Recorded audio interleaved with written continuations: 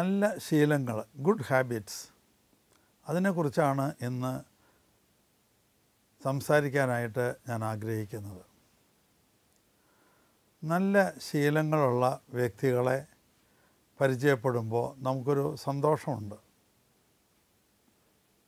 അതുകൊണ്ട് തന്നെ നാം ഓരോരുത്തരും നല്ല ശീലങ്ങൾ വളർത്തിയെടുക്കാനായിട്ട് ശ്രമിക്കേണ്ടവരാണ്. ഏതൊക്കെയാണ് നല്ല ശീലങ്ങൾ എന്ന് എങ്ങനെ അറിയാം? അത് നമ്മളുടെ ശീലം മറ്റുള്ളവർക്ക് സന്തോഷപ്രദമാകുന്നുണ്ടോ ഇല്ലയോ എന്ന് നമുക്ക് നോക്കി മനസ്സിലാക്കാം. എൻ്റെ ഈ പ്രവൃത്തിയെ അവർക്ക് ഇഷ്ടപ്പെടുന്നില്ല എന്ന് കാണുമ്പോൾ നമ്മൾ അതനുസരിച്ച് അഡ്ജസ്റ്റ് ചെയ്യുകയാണ്. അല്ലെങ്കിൽ നല്ല പുസ്തകങ്ങൾ വായിച്ച് നമുക്ക് മനസ്സിലാക്കാം. നമ്മുടെ മാതാപിതാക്കൾ, നമ്മുടെ വീട്ടിലെ മറ്റംഗങ്ങൾ, അവരൊക്കെ ഫോളോ ചെയ്യുന്ന ശീലങ്ങൾ അത് നമുക്ക് ഇഷ്ടമുള്ളതാണോ എന്ന് നമുക്ക് നോക്കാം. ആണെങ്കിൽ അതൊക്കെ നമ്മുടെ സ്വന്തമാക്കാം. മറ്റുള്ളവർ നമ്മളോട് പെരുമാറുമ്പോൾ നമുക്ക് അവരുടെ പെരുമാറ്റം ഹൃദ്യമായി തോന്നുന്നുണ്ടോ? ഉണ്ടെങ്കിൽ അവരുടെ പെരുമാറ്റത്തിലെ രീതികൾ അതൊക്കെ നമുക്ക് അനുകരിക്കാനായിട്ട് ശ്രമിക്കാം. ഇതൊക്കെയാണ് നല്ല ശീലങ്ങൾ ഏതൊക്കെയാണെന്നറിയാനും അതുപോലെ ഏതൊക്കെയാണ് എൻ്റെ ജീവിതത്തിലേക്ക് ഞാൻ പ്രാവർത്തികമാക്കേണ്ടത് എന്ന് മനസ്സിലാക്കാനും ഒക്കെയുള്ള രീതികൾ. ശീലങ്ങൾ എപ്പോഴാണ് രൂപപ്പെട്ടു വരുന്നത്? ഒന്ന്, അമ്മയുടെ ഉദരത്തിൽ വെച്ച് ശീലങ്ങൾ രൂപപ്പെട്ടു തുടങ്ങും. അമ്മയുടെ ശീലങ്ങൾ കുഞ്ഞുങ്ങളുടെയും ശീലങ്ങളായി മാറും. നിങ്ങൾക്ക് അമ്മയെയും കുഞ്ഞുങ്ങളെയും ശ്രദ്ധിച്ചാൽ ഇത് മനസ്സിലാക്കാൻ പറ്റും.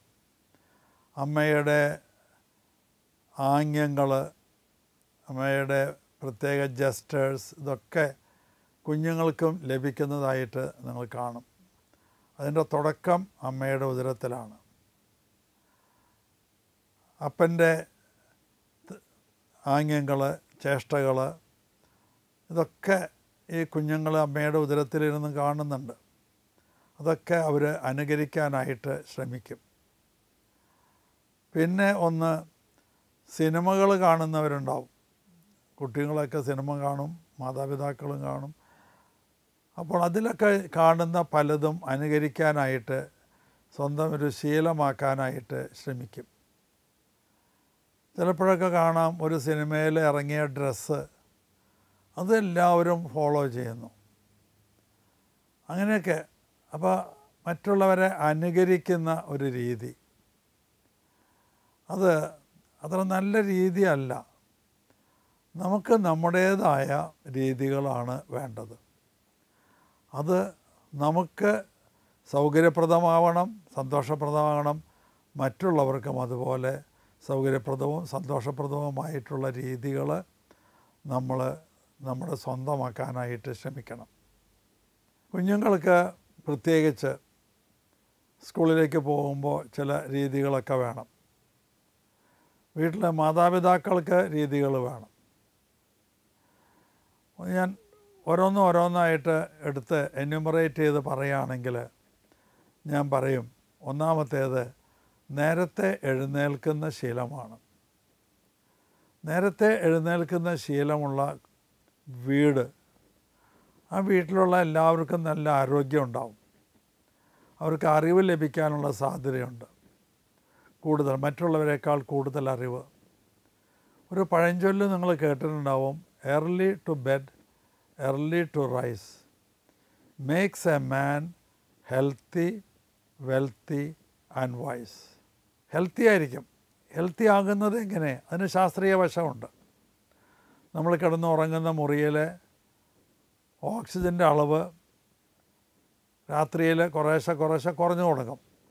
കാർബൺ ഡൈ ഓക്സൈഡിൻ്റെ അളവ് കൂടി വരും. ഒരു 4 മണി 5 മണിയൊക്കെ ആകുമ്പോഴേക്കും കാർബൺ ഡൈ ഓക്സൈഡിൻ്റെ അളവ് മാക്സിമം ആയിട്ടുണ്ടാവും. ഓക്സിജൻ്റെ അളവ് കുറഞ്ഞു വരും. പിന്നെ നമ്മൾ ഈ കാർബൺ ഡൈ ഓക്സൈഡാണ് ഉച്ഛ്വസിക്കുന്നതും അതുപോലെ തന്നെ. ആ സമയത്ത് നിങ്ങൾ വാതിലൊക്കെ തുറന്ന് പുറത്തേക്ക് വന്നു എങ്കിൽ നിങ്ങൾക്ക് നല്ല ഫ്രഷ് ഓക്സിജൻ കിട്ടും. അതുപോലെ തന്നെ രാവിലെ നല്ല ഫ്രഷ് എയറാണ് നമ്മുടെ ചുറ്റുമുള്ളത്. അതൊക്കെ നമ്മുടെ ബുദ്ധിശക്തിയെ വളർത്താനായിട്ട് സഹായിക്കും. നമ്മൾക്ക് നല്ല ആരോഗ്യം ഉണ്ടാവും. അപ്പോൾ നാച്ചുറലായിട്ട് ആരോഗ്യം ഉണ്ടാവുക, ബുദ്ധിശക്തി ഉണ്ടാവുക, അവൻ വെൽത്തിയായി മാറുകയും ചെയ്യും.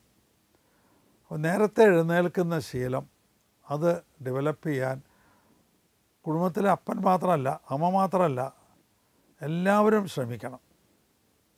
കുറച്ച് ദിവസത്തേക്ക് ബുദ്ധിമുട്ടുള്ളൂ. ഞാനിത് കാണുന്നത് കുട്ടികൾ ഹോസ്റ്റലിൽ ആദ്യമായിട്ട് വരുമ്പോഴാണ്. ഏതാണ്ട് ജൂൺ മാസത്തിൽ പുതിയ കുട്ടികൾ ഹോസ്റ്റലിലേക്ക് വരും. അപ്പോൾ ഞാൻ കണ്ടിട്ടുള്ള ഒരു കാര്യം ഇതാണ്, അവർക്ക് രാവിലെ എഴുന്നേൽക്കാനായിട്ട് അവർക്ക് പറ്റണില്ല. രാവിലെ എഴുന്നേറ്റ് ഞങ്ങളുടെ സ്ഥാപനത്തിൽ 5 മണിക്ക് എഴുന്നേൽക്കണം എന്നാണ്. 5 മണിക്ക് 5 മിനിറ്റ് മുമ്പ് എഴുന്നേൽക്കും.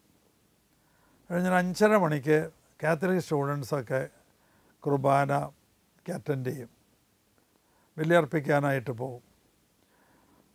ആദ്യത്തെ ദിവസം പല കുട്ടികളും രാവിലെ കുർബാനയുടെ സമയത്ത് അങ്ങനെ ഗിഡിനെസ് ഫീൽ ചെയ്യും അവർക്ക്. അപ്പം അതുകൊണ്ട് ഞാനിങ്ങനെ പറയാറുണ്ട്, ആദ്യത്തെ ദിവസം അവർ വരണ്ട. കാരണം അവരത് പരിചയപ്പെട്ട് വരുന്നേ ഉള്ളൂ. പക്ഷേ 1 ആഴ്ച 2 ആഴ്ചയൊക്കെ കഴിയുമ്പോൾ അവർക്ക് അതൊരു ശീലമായി മാറുകയാണ്. നേരത്തെ എഴുന്നേൽക്കുന്ന ഒരു വിദ്യാർത്ഥിക്ക് പഠിക്കാനായിട്ട്, ക്ലാസ്സിലേക്ക് പഠിക്കാൻ അനേകം മണിക്കൂറുകൾ കിട്ടും. 5 മണിക്ക് എഴുന്നേൽക്കുന്ന കുട്ടിയാണെങ്കിൽ 6, 7, 8 മണിക്ക് പോയാൽ മതി സ്കൂളിലേക്ക്. അപ്പോൾ ഒരു 3 മണിക്കൂറിൻ്റെ അടുത്ത് പഠിക്കാൻ 2-2.5 മണിക്കൂറെങ്കിലും കിട്ടും, 2 മണിക്കൂറെങ്കിലും കിട്ടും. അപ്പോൾ അന്നത്തെ ക്ലാസ്സിലേക്ക് പ്രിപ്പയർ ചെയ്യാനുള്ള ഒരവസരമാണ് നേരത്തെ എഴുന്നേൽക്കുക എന്നുള്ളത്. So early to bed. എത്ര ഏർലി ആവാം? പണ്ടൊക്കെ ഞാൻ ഓർക്കുന്നു, എൻ്റെയൊക്കെ ചെറുപ്പകാലത്ത് മാതാപിതാക്കളൊക്കെ നേരത്തെ കിടക്കുമായിരുന്നു. അവർ ജോലിയൊക്കെ ചെയ്ത് ക്ഷീണിച്ച് പിന്നെ വീട്ടിൽ ചിലപ്പോൾ കറണ്ട് ഉണ്ടാവില്ല, മണ്ണെണ്ണ വിളക്കായിരിക്കും. ഞാൻ പറയുന്നത് ഒരു 70-75 വർഷങ്ങൾക്കൊക്കെ മുമ്പുള്ള കാര്യമാണ്. എൻ്റെ ഓർമ്മ വെച്ച കാലഘട്ടം 5-6 വയസ്സിലെ കാര്യങ്ങളാണ് ഞാൻ നിങ്ങളോട് പറയുന്നത്. അവർ നേരത്തെ കിടന്നുറങ്ങും. പഠിക്കാനുള്ള കുട്ടികൾ മാത്രം കുറച്ചും കൂടി നേരം ഇരിക്കും. ഇന്നത്തെ കുട്ടികളുടെ സ്ഥിതി അതല്ല. അവർ പലരും പഠിക്കാൻ തുടങ്ങുന്നത് തന്നെ ഒരു 10 മണിയായിട്ടാണ്. പിന്നെ 2 മണി 3 മണി വരെ ഇരുന്ന് പഠിച്ചു, കിടന്നുറങ്ങി, നേരം വെളുത്ത് 8 മണിക്ക് 7 മണിക്കൊക്കെ എഴുന്നേൽക്കുക. സൂര്യോദയം കണ്ടിട്ടില്ലാത്ത ഒരുപാട് കുട്ടികളെ ഞാൻ കണ്ടുമുട്ടാൻ ഇട വന്നിട്ടുണ്ട്. നമ്മുടെ ഹോസ്റ്റലിൽ വരുന്നത് വരെ സൂര്യോദയം കണ്ടിട്ടില്ല. പലരും അങ്ങനെയാണ് ചെയ്യുന്നത്. എന്നിട്ട് സൂര്യോദയം കാണാൻ കന്യാകുമാരിക്ക് പോവാണ്. നേരത്തെ എഴുന്നേൽക്കുന്നത് നല്ല ശീലമാണ്.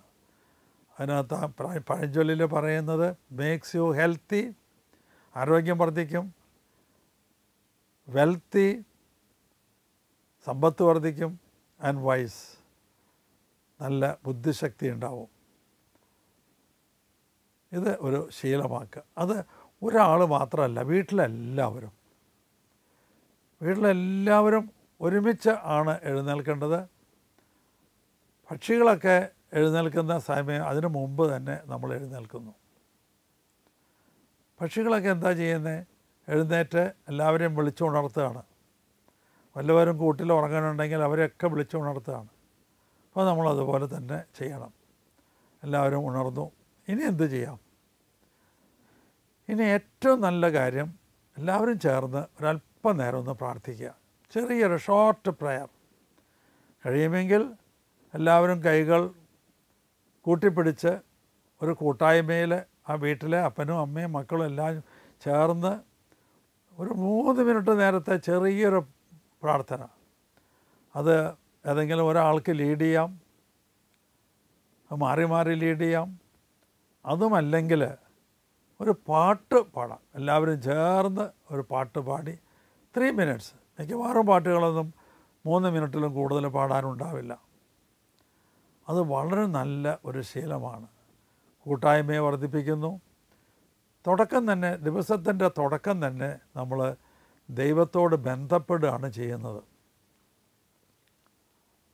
പലരും ഉറക്കമുണർന്നത് ദൈവത്തിൻ്റെ കരുണ കൊണ്ടാണ് എന്ന് തിരിച്ചറിയുന്നില്ല എന്നുള്ളതാണ്.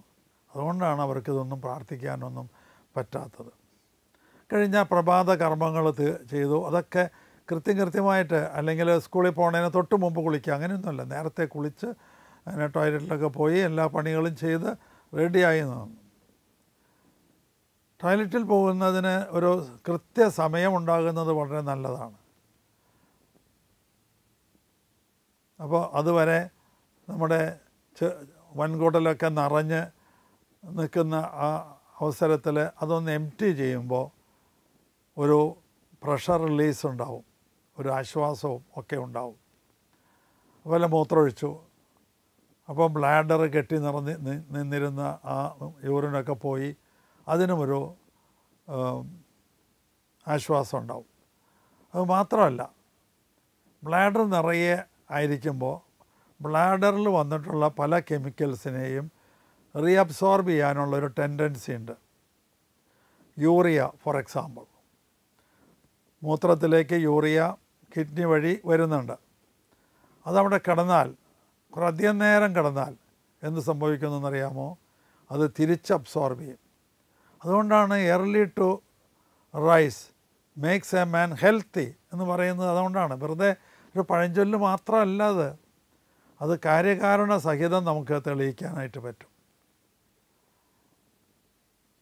നേരത്തെ എഴുന്നേൽക്കുമ്പോഴുള്ള സാധ്യതകളൊക്കെയാണ്. സ്റ്റൊമക്ക് മൂവ്മെൻറ്റ് തുടങ്ങും. സ്റ്റൊമക്ക് മൂവ്മെൻറ്റ് തുടങ്ങിയാലാണ് മോഷൻ പോവുകയുള്ളൂ. ഇൻറ്റസ്റ്റൈനൽ മൂവ്മെൻറ്റ്സ് തുടങ്ങും. അത് 2 മണിക്കൂറും കൂടി നിങ്ങൾ അവിടെ കിടന്നാൽ ആ ഇൻറ്റസ്റ്റൈനൽ മൂവ്മെൻറ്റ്സ് ഉണ്ടാവില്ല. അതുകൊണ്ട് എന്ത് സംഭവിക്കും? മോഷൻ പുറത്ത് പോകില്ല, അതവിടെ കെട്ടിക്കിടക്കും. അപ്പോൾ അത്രയും വെള്ളം വലിച്ചെടുക്കും. വെള്ളം വലിച്ചെടുക്കുന്നതിൻ്റെ ഫലമായിട്ട് അത് ഡ്രൈ ആയി, സോ കോൺസ്റ്റിപ്പേഷന് ഇടവരും. അപ്പോൾ ആ പഴഞ്ചൊല്ല് വളരെ ശാസ്ത്രീയമാണ് എന്നും കൂടിയാണ് ഞാനിപ്പോൾ സ്ഥാപിക്കാൻ ഉദ്ദേശിച്ചത്. അതുകൊണ്ട് നേരത്തെ എഴുന്നേൽക്കുന്ന ശീലം ഓരോ അപ്പനും അമ്മയും വളർത്തിയെടുക്കണം, മക്കളിലും അത് വളർത്തിയെടുക്കണം. രണ്ടാമത് പ്രാർത്ഥിക്കുന്നു. മൂന്നാമത്, വീട്ടിലെ ഒരാളെങ്കിലും രാവിലെ വിശുദ്ധ കുർബാനയ്ക്ക് പോകുന്ന ഒരു പതിവ് അതൊരു ശീലമാക്കിയെടുക്കണം. രാവിലെ ഒരാളെങ്കിലും, ഒരു വ്യക്തിയെങ്കിലും, ചിലപ്പോൾ എല്ലാവർക്കും പോകാൻ പറ്റിയെന്ന് വരില്ല, ഒരു വ്യക്തിയെങ്കിലും ആ വീട്ടിൽ നിന്ന് വിശുദ്ധ കുർബാനയ്ക്ക് അണയുക. എല്ലാവർക്കും പോകാൻ പറ്റുമെങ്കിൽ നല്ലത്. അങ്ങനെ പല വീടുകളും ഞാൻ കണ്ടിട്ടുണ്ട്. പല വീടുകളും കുടുംബം അടക്കം രാവിലെ തന്നെ പള്ളിയിൽ പോകുന്നവർ ഉണ്ട്. വളരെ നല്ല ശീലങ്ങളിൽ ഒന്നാണ്. ദൈവാനുഗ്രഹം ധാരാളമായി ലഭിച്ചിട്ടാണ് നിങ്ങൾ ആ ദിവസം ആരംഭിക്കുന്നത്. വിശുദ്ധ ബൈബിൾ വായിച്ചുകൊണ്ട് തുടങ്ങാം. ഇതൊക്കെ ആ ദിവസം മുഴുവൻ ഏറ്റവും യൂസ്ഫുള്ളാക്കി മാറ്റാനായിട്ട് സഹായിക്കുന്ന കാര്യങ്ങളാണ്. രാവിലെ തന്നെ കുറച്ച് വെള്ളം കുടിക്കുന്നത് നല്ലതാണ്. 3, 4, 5 ഗ്ലാസ് വെള്ളം കുടിക്കുന്നത് നല്ലതാണ്. ആ സ്റ്റൊമക്കൊന്ന് നന്നായി വാഷ് ചെയ്ത് കിട്ടും. നമുക്കൊക്കെ ഒരു മിനിമം ക്വാണ്ടിറ്റി ഓഫ് വാട്ടർ കുടിക്കണം. അത് ചിലപ്പോൾ ജോലിക്കൊക്കെ പോകുമ്പോൾ നല്ല വെള്ളമൊന്നും കിട്ടിയെന്ന് വരില്ല. ചിലപ്പോൾ കുപ്പിയിൽ വെള്ളം കൊണ്ടു നടക്കാനും പറ്റില്ല. എവിടെന്നെങ്കിലുമൊക്കെ വെള്ളം കുടിച്ചാൽ അതിൽ വല്ല രോഗാണുക്കളൊക്കെ ഉണ്ടാകാം. അങ്ങനെ വെള്ളത്തിലൂടെ ഉണ്ടാകുന്ന പല രോഗങ്ങൾക്കും നമ്മൾ അടിമയായിപ്പോയി എന്നൊക്കെ വരാം. അതുകൊണ്ട് രാവിലെ തന്നെ ആവശ്യത്തിനുള്ള വെള്ളം കുടിച്ചാൽ നന്നായിരിക്കും. അതുപോലെ തന്നെ ധാരാളം വെള്ളം കുടിക്കുമ്പോൾ യൂറിൻ ധാരാളമായി പോകും. ഇടയ്ക്കിടയ്ക്ക് മൂത്രമൊഴിക്കുന്നത് കൊണ്ടുണ്ടാകുന്ന മെച്ചങ്ങൾ, ഒന്ന്, യൂറിനറി ഇൻഫെക്ഷൻ ഉണ്ടാവില്ല. യൂറിനറി ഇൻഫെക്ഷൻ ഉണ്ടാകുന്നത് ഒരു കാരണം അസെൻഡിങ് ഇൻഫെക്ഷനാണ്. യൂറിനറി ട്രാക്റ്റിലൂടെ അസെൻഡ് ചെയ്ത് വരുന്ന, പുറമേ നിന്ന് വരുന്ന ഇൻഫെക്റ്റീവ് ജേംസാണ്. അത് മൂത്രം ഇടയ്ക്ക് ഒഴിക്കുമ്പോൾ അത് വാഷ് ചെയ്ത് പൊക്കോളും. അധികം നേരം മൂത്രമൊഴിക്കാണ്ട് നിന്നാൽ അത് കയറി അത് ബ്ലാഡറിലേക്ക് എത്താം, കിഡ്നിയിലേക്ക് എത്താം, അങ്ങനെയൊക്കെ ചെയ്യാം. അങ്ങനെയൊക്കെയാണ് പലപ്പോഴും യൂറിനറി ഇൻഫെക്ഷൻ ഉണ്ടാകുന്നത്. ഇടയ്ക്കിടയ്ക്ക് മൂത്രമൊഴിക്കാത്ത ആളുകൾ യൂറിനറി ഇൻഫെക്ഷനായിട്ട് നിങ്ങൾ ഡോക്ടറെ അടുത്ത് ചെന്നാൽ ഡോക്ടർ എന്താ പറയുക? നിങ്ങൾക്ക് അനുഭവം ഉണ്ടാവും, ചിലപ്പോൾ ധാരാളം വെള്ളം കുടിക്കുമെന്ന് പറയും. കാരണം അതാണ്, വാഷ് ചെയ്ത് പോകുന്നു. 5 ഗ്ലാസ് വെള്ളം കുടിച്ചാൽ 1 മണിക്കൂർ 2 മണിക്കൂറിൻ്റെ ഉള്ളിൽ നിങ്ങളുടെ ആ ട്രാക്റ്റൊക്കെ നന്നായിട്ട് വാഷ് ചെയ്ത് ക്ലീനായിട്ട് പോകും. ഇതൊരു തെറാപ്പി കൂടിയാണ്, വാട്ടർ തെറാപ്പി എന്നാണ് അതിന് പറയുക. കിഡ്നി രോഗമില്ലാത്ത ആളുകൾ മാത്രമേ അത് ചെയ്യാവൂ. കിഡ്നി രോഗമുള്ള ആളുകൾ ഡോക്ടർ പറയുന്ന അളവ് അനുസരിച്ച് മാത്രമേ വെള്ളം കുടിക്കാൻ പാടുള്ളൂ. അത് വളരെ ഇമ്പോർട്ടൻ്റ് ആയിട്ടുള്ള കാര്യമാണ്. വെളുക്കാൻ തേച്ചത് പാണ്ടാവും അല്ലെങ്കിൽ. അങ്ങനെ നല്ല ഭക്ഷണശീലം. പലരും ഭക്ഷണമൊക്കെ കഴിക്കുന്നത് കുറച്ച് സമയം കൊണ്ടാണ്. തിരക്ക് പിടിച്ച് വെട്ടി വിഴുങ്ങുകയാണ് ചെയ്യുന്നത്. നേരത്തെ എനിക്കില്ല. പിന്നെ കുളിയൊക്കെ കഴിഞ്ഞു, ഭക്ഷണം അപ്പോഴേക്കും ബസ് വരേണ്ട നേരമായി, അല്ലെങ്കിൽ യാത്ര പുറപ്പെടേണ്ട നേരമായി. അപ്പോൾ പെട്ടെന്ന് ഭക്ഷണം കഴിക്കുക. ചിലത് നിന്നുകൊണ്ട് ഭക്ഷണം കഴിക്കണോ, അങ്ങനെ പലതരത്തിൽ സമയമെടുത്ത് ഭക്ഷണം കഴിക്കണം. അതൊരു നല്ല ശീലമാണ്. ചവച്ചരച്ച് ഭക്ഷണം നമ്മൾ കഴിച്ചാൽ നമ്മുടെ സ്റ്റൊമക്കിന് ബർഡൻ കുറയും, ഭാരം കുറയും.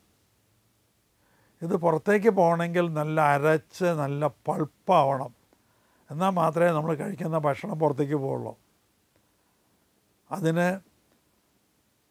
അതിന് സഹായിക്കുന്ന അരവ്, ഒന്ന് ആമാശയത്തിൻ്റെ ഉള്ളിൽ അവിടെ ഒരു അരവ് യന്ത്രമുണ്ട്. 2 നമ്മുടെ പല്ലുകളാണ്. വായ്ക്കകത്ത് പല്ലുകൾ ഉപയോഗിച്ച് നന്നായി ചവച്ചരയ്ക്കണം. പക്ഷെ അതിന് പകരം പലരും വിഴുങ്ങുകയാണ് ചെയ്യുന്നത്. അപ്പോൾ ആമാശയത്തിന് ലോഡ് കൂടും. അപ്പോൾ ചവച്ചരച്ച് ദഹനം കുറേ കഴിയോടെ വായ്ക്കകത്ത് പല ദഹനരസങ്ങളുണ്ട്. ആ ദഹനരസങ്ങൾ ആക്ട് ചെയ്യാനായിട്ട് സമയം കിട്ടും. കുറച്ച് ചോറെടുത്ത് നമ്മൾ വായിലിട്ട് ചവച്ചരച്ചുകൊണ്ടിരുന്ന് നോക്കൂ, മധുരം വരും, മധുര രസം അനുഭവപ്പെടും. അത് കാർബോഹൈഡ്രേറ്റ്, സ്റ്റാർച്ച്, അത് ഷുഗറായി മാറുന്നതിൻ്റെ ഭാഗമാണ്. അത് വായ്ക്കകത്ത് നടക്കുന്നു, പചനം നടക്കുന്നു, ദഹനം അവിടെ നടക്കുന്നു എന്ന് നമ്മളെ ബോധ്യപ്പെടുത്തുന്ന ഒന്നാണ്. ഭക്ഷണം കഴിക്കുന്നതിന് തൊട്ട് മുമ്പ് വെള്ളം കുടിക്കാൻ പാടില്ല, തൊട്ട് പുറകിലും വെള്ളം കുടിക്കാൻ പാടില്ല. കാരണം ഭക്ഷണത്തിന് മുമ്പ് നമ്മുടെ ആമാശയത്തിൽ ഊറി വരുന്ന ഒരു ദഹനരസമുണ്ട്. ആ ദഹനരസം വെള്ളം കുടിച്ചാൽ ഡൈല്യൂട്ടഡ് ആവും. അപ്പോൾ അതിൻ്റെ ആക്ഷൻ കുറയും. അതുകൊണ്ട് അരമണിക്കൂർ മുമ്പെങ്കിലും നിങ്ങൾ വെള്ളം കുടിക്കൽ നിർത്തണം. അപ്പോൾ അവിടെ കോൺസെൻട്രേറ്റഡ് ആയിട്ടുള്ള പചന രസം ഉണ്ടാവും. അത് നമ്മൾ കഴിക്കുന്ന ഭക്ഷണ പദാർത്ഥങ്ങളിൽ മേൽ നന്നായി പ്രവർത്തിച്ച് വേണ്ട രാസ ചേഞ്ചുകൾ അവിടെ ഉണ്ടാക്കും. അവിടെ തന്നെ ഭക്ഷണം കഴിഞ്ഞ ഉടനെയും വെള്ളം കുടിക്കാൻ പാടില്ല. ഒരു അപ്പനും മകനും കൂടി ഒരു സദ്യക്ക് പോയി. അങ്ങനെ സദ്യ ഉണ്ടുകൊണ്ടിരിക്കുമ്പോൾ മകൻ ഒരു ഗ്ലാസ് വെള്ളം കുടിച്ചു. അപ്പൻ ഒന്ന് രൂക്ഷമായിട്ട് നോക്കി. മകന് മനസ്സിലായില്ല എന്താണെന്ന്. പിന്നെ വീട്ടിൽ വന്നപ്പോൾ മകനെ അപ്പൻ വിളിച്ചു, കൊടുത്തു, ഒരടി കൊടുത്തു. അപ്പോൾ മകൻ ചോദിച്ചു, എന്തിനാ അപ്പം എന്നെ തല്ലിയത്? അതോ നീ ആ ഭക്ഷണം കഴിച്ചുകൊണ്ടിരുന്നപ്പോൾ വെള്ളം കുടിച്ചില്ലേ? ഉവ്വ. ആ വെള്ളം കുടിച്ചില്ലായിരുന്നെങ്കിൽ കുറച്ചും കൂടി ഭക്ഷണം കഴിക്കാമായിരുന്നില്ലേ എനിക്ക്? മകനൊന്നും പറഞ്ഞില്ല. അവൻ പുറത്ത് പോയിട്ട് ഒരു ഗ്ലാസ്സിൽ കുറച്ച് മണ്ണ് ഇട്ടു, നിറയെ മണ്ണ്. എന്നിട്ട് അപ്പനെ കാണിച്ചു കൊടുത്തു. എന്നിട്ട് കുറച്ച് വെള്ളം അതിനകത്ത് ഒഴിച്ചു. അപ്പോൾ ആ മണ്ണ് താന്നു പോയി. മണ്ണിൻ്റെ ലെവൽ, നിറയുണ്ടായിരുന്ന മണ്ണിൻ്റെ ലെവലൊന്ന് താന്നു. നോക്കപ്പോൾ വെള്ളം കുടിച്ചോണ്ടുള്ള മെച്ചം കണ്ടോ? അപ്പൻ അല്പം നേരം ആലോചിച്ചിട്ട് കൊടുത്തു ഒന്നും കൂടി. അപ്പം നേരത്തെ തല്ലിയത് എന്താണെന്ന് എനിക്ക് മനസ്സിലായി. ഇപ്പം എന്തിനാ അപ്പം തല്ലിയത്? ഇത് നിനക്ക് എന്നോട് നേരത്തെ പറയായിരുന്നില്ലേ? എങ്കിൽ ഞാനും ഒരു ഗ്ലാസ് വെള്ളം കുടിച്ചേനില്ലേ? ഇതൊരു തമാശ കഥയാണ്. ഭക്ഷണം കഴിച്ചുകൊണ്ടിരിക്കുമ്പോൾ വെള്ളം കുടിക്കുന്നത് കൂടുതൽ ഭക്ഷണം കഴിക്കാൻ പറ്റുമെന്ന് വിചാരിച്ച് നല്ലതല്ല. ഞാനൊരു ഉദാഹരണം പറയാം. ഒരു മിക്സിയിൽ നിങ്ങൾ തേങ്ങയോ മറ്റോ അരയ്ക്കാനായിട്ട് ഇട്ടു, അല്ലെങ്കിൽ മാങ്ങ അരയ്ക്കാനായിട്ട് ഇട്ടു, മാങ്ങപ്പൂളുകൾ നിറയെ വെള്ളം ഒഴിച്ചിട്ട് മിക്സി വർക്ക് ചെയ്യിച്ചാൽ അത് അറിയില്ല. അപ്പോൾ ആ അരവ് യന്ത്രം ശരിക്കും വർക്ക് ചെയ്ത് അരവ് പൂർണ്ണമാകണമെങ്കിൽ വെള്ളം കമ്മിയായിരിക്കണം, കുറവായിരിക്കണം. കഴിഞ്ഞാൽ നമുക്ക് വെള്ളം കുടിക്കാവുന്നതാണ്. അപ്പോൾ ഭക്ഷണം കഴിഞ്ഞൊരു അരമണിക്കൂറൊക്കെ കഴിഞ്ഞിട്ട് വെള്ളം കുടിക്കാം. അതുപോലെ തന്നെ ഭക്ഷണം വയറ് നിറയെ ഒരിക്കലും കഴിക്കാൻ പാടില്ല. മൂക്ക് മുട്ട തിന്നുന്ന ആളുകളെക്കുറിച്ചൊക്കെ കേട്ടിട്ടുണ്ട്. ഏതോ ഒരു വിദ്വാൻ സദ്യക്ക് ഇരിക്കുകയാണ്, നിലത്തിരുന്ന് ഭക്ഷണം കഴിക്കാം. അന്ന് പണ്ടൊക്കെ നിലത്തിരുന്ന് ഭക്ഷണം കഴിക്കാം. പായ മടക്കിയിട്ട് അതിന്മേലിരുന്ന് ചമ്മറപ്പടിയിട്ടിരുന്ന് ആണ് ഭക്ഷണം കഴിക്കാം. അപ്പോൾ ചോറ് വിളമ്പുന്ന ആൾ ഇങ്ങനെ ചോറ് വിളമ്പി പോവുക. അപ്പോൾ ചോദിച്ചു, സാമാന്യ മര്യാദയ്ക്ക് ചോറ് കിട്ടേ എന്ന് ചോദിക്കും.